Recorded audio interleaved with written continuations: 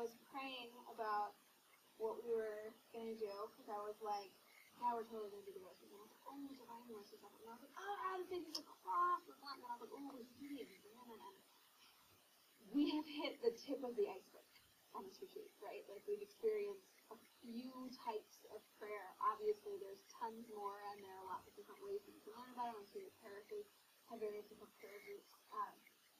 But I'm just a Catholic, so we gotta be married, right? You can't just skip Mary.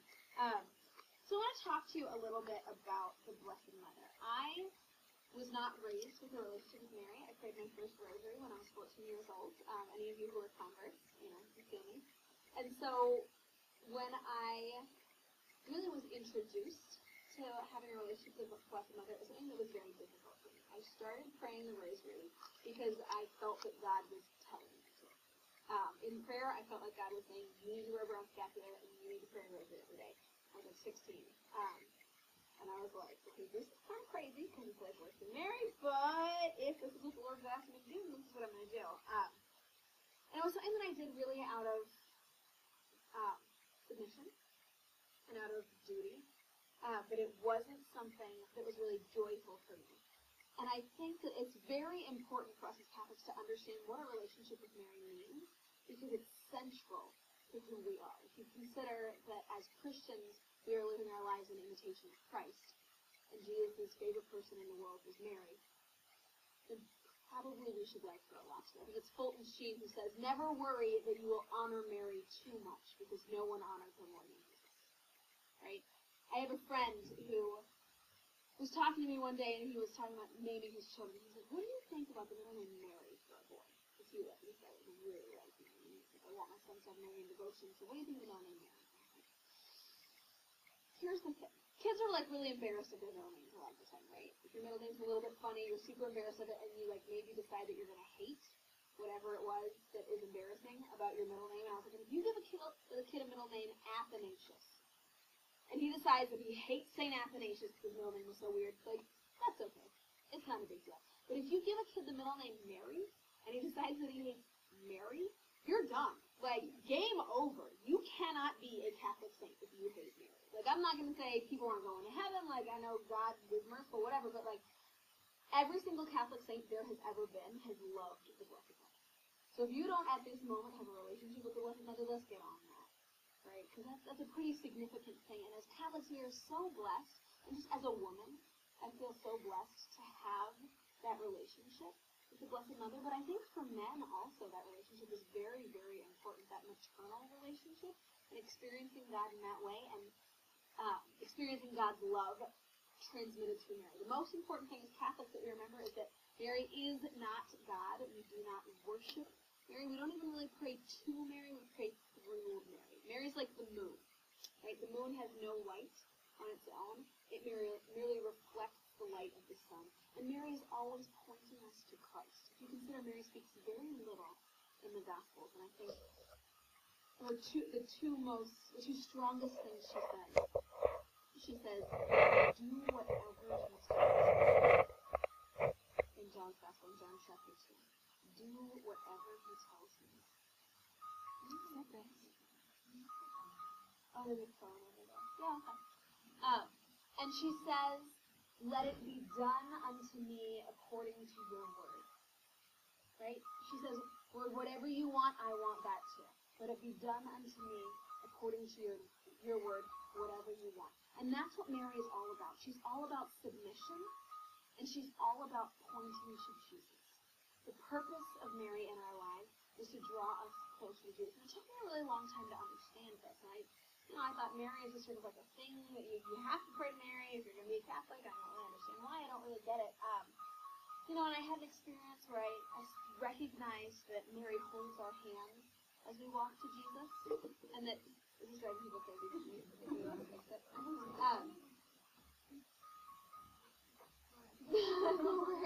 My divine mercy chapter.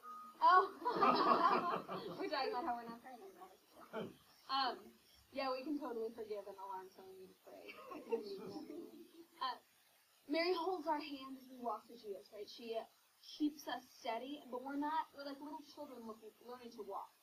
you're holding on to your mother's hands above your head, but you're not looking up at her, you're looking at Christ, right? So we're walking with her to Jesus. And it was still something that I don't get it. Like, why can't we just go straight to Jesus? You know, and first of all, we can, and we do. We go straight to Jesus all the time, right? We definitely have that relationship with Jesus. But there's something beautiful about the way that Mary holds us before the throne of her Son, right? That we come to her broken and wounded, and we ask her to hold us there when we're trying to run away. And I experienced this most profoundly. I was at the Basilica at Notre Dame, and I was praying, and I was in college, and was just frustrated.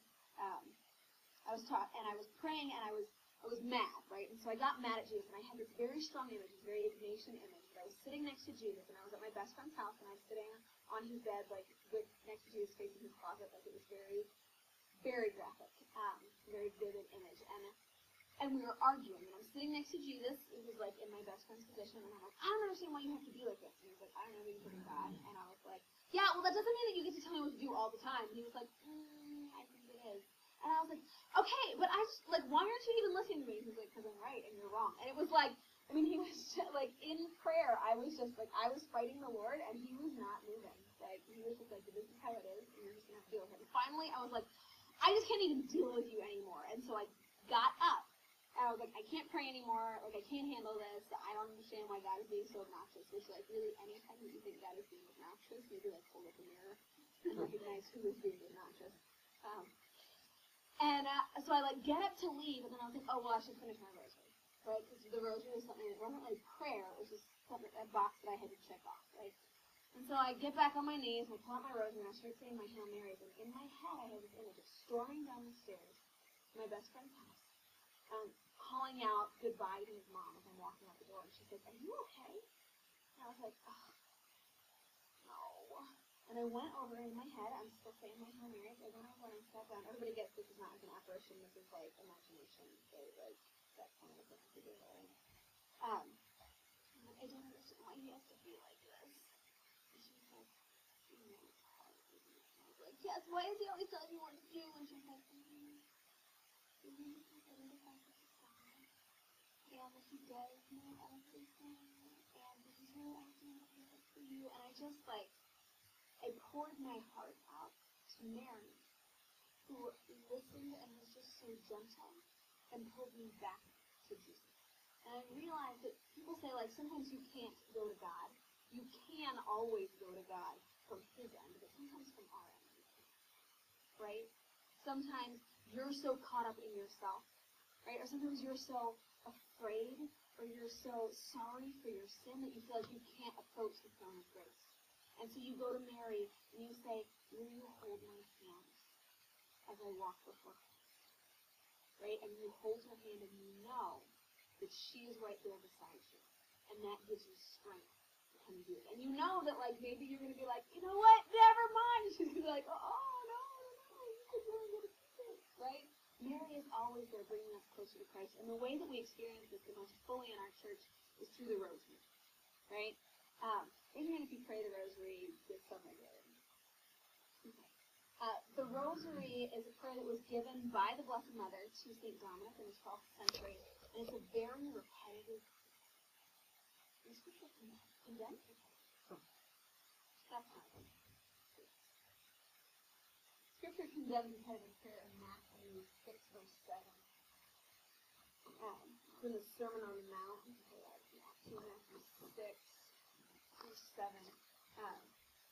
Jesus says, in praying, do not babble like the pagans who think that they will be heard because of their many words. Right? And so you're like, oh, so we shouldn't babble, we shouldn't go on and on, we shouldn't have repetitive prayer. And then 2 verses later, Jesus says, this is how you are to pray, our Father who art in heaven, hallowed be. Clearly the problem here is not repetitive prayer. The problem here is empty prayer. And it's very easy for the rosary to become empty, where you're just saying the words over and over, you're going through the motions, and that is better than nothing. Certainly. But the Lord offers us not just the words of the prayers, but also the mysteries to reflect on and to meditate on while we're saying those prayers. And the rosary is a very human prayer.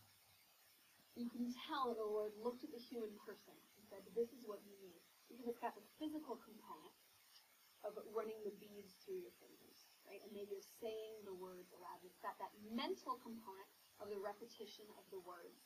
And it's got that spiritual component of the meditation on the mysteries. And it really occupies you at every level of your being. And I find that the more occupied I am, the more free I am to pray. You guys kind of see what I'm saying? Like, I actually pray really well while driving. Like, if it's a long stretch of empty highway, which I experience a lot of in my line of work, I pray really well then because I'm not distracted by looking around at all of the things or like, you know, like maybe I start braiding my hair or checking for split ends. Like, I'm picked up on this. I'm very easily distracted. But when my body is doing something and my mind is doing something, my heart is able to be elevated in prayer in a different way. And that's the idea behind the Rosary. And it's actually something we see in many different religious traditions. This idea of having something physical that's going on while we're praying, because that elevates the heart and the spirit. You know, whirling dervishes, the people who spin in circles, they're doing that so that they're less aware of their body because their body is occupied. And their hearts are able to ascend to God. So when we're praying the Rosary, what we're doing is we're repeating over and over what is called the angelic salutation. People are like, but it's all Hail Mary, Hail Mary. It's 53 Hail Marys and only 6 Our Fathers. So clearly you prefer Mary to God at like almost a 5-to-1 ratio. It's like, yes, it is very mathematical. But the words of the Hail Mary, first of all, are mostly scriptural. But we say them in the voice of the angel. The words of the Hail Mary are all about the Incarnation. As in all things in Christianity, it revolves around the Incarnation. So when we're saying Hail Mary, Hail Mary, Hail Mary, we're not talking to Mary. We're talking with Mary about Christ. I have a friend who said that he would carry his rosary around with him. Like every time, say when he wanted him his son Mary. He would carry his rosary around with him all the time. And he said he just felt like he was holding on to Mary's aching stick. And as he was praying the rosary, he felt like he was just sitting with his mom and just holding on to her stick. And just being with his mom. And that's what the rosary is about. It's sitting with Mary, going to Jesus, and meditating on these events in the life of Christ. Because every mystery of the Rosary is about Jesus Christ. Even the ones where, like the Assumption, you're like, no, that's clearly about Mary.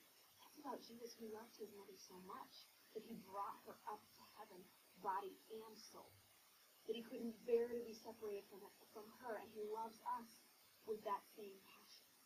The coronation of Mary is not about elevating Mary. It's about Jesus saying, Mom, I love you so much. Let me give you a crown. Like, this is going to be awesome. And Mary being given this role as intercessor.